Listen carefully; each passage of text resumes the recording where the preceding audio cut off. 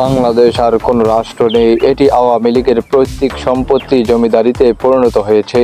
তারা যা ইচ্ছা তা করবে এবং তাই করেই যাচ্ছে। কারণ রাষ্ট্রের বিভিন্ন প্রতিষ্ঠানের দায়িত্ব যাদের উপর ছিল তারাই সবার আগে নষ্ট হয়ে গেছেন। আজকে যারা রাষ্ট্রীয় ক্ষমতায় আছেন তারা সবকিছু ধ্বংস করে দিচ্ছে। মঙ্গলবার AFM সুলাইমান চৌধুরীর লেখা ফেনীতে 321 দিন জেলা প্রশাসক হিসাবে আমার অভিজ্ঞতা বইয়ের প্রকাশনা উৎসবে প্রধান অতিথির বক্তব্যে তিনি এ মন্তব্য করেন।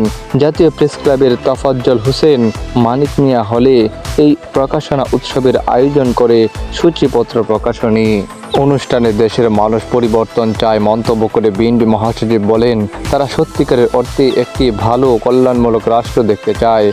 সেই কারণে বিএনপি কম ত্যাগ স্বীকার করেনি। বিএনপির নেত্রী গণতন্ত্রের লড়াইয়ের জন্য কারাগারে বন্দী। আজকে আমাদের 60 লাখ নেতাকর্মীর বিরুদ্ধে মামলা। সপ্তাহে প্রায় প্রতিদিন আমাদের নেতাকর্মীদের আদালতে হাজির হতে হচ্ছে। গত 1.5-2 বছরের মধ্যে আমাদের প্রায় 22 জন নেতাকর্মীকে রাস্তায় পুলিশের সাথে যুদ্ধ করে প্রাণ দিতে হয়েছে। আমাদের 700-র বেশি নেতাকর্মী গুম হয়ে গেছেন। তারপরও আমরা হাল ছেড়ে দেইনি। আমরা গণতান্ত্রিক ব্যবস্থা ফিরিয়ে আনার জন্য লড়াই সংগ্রাম করছি।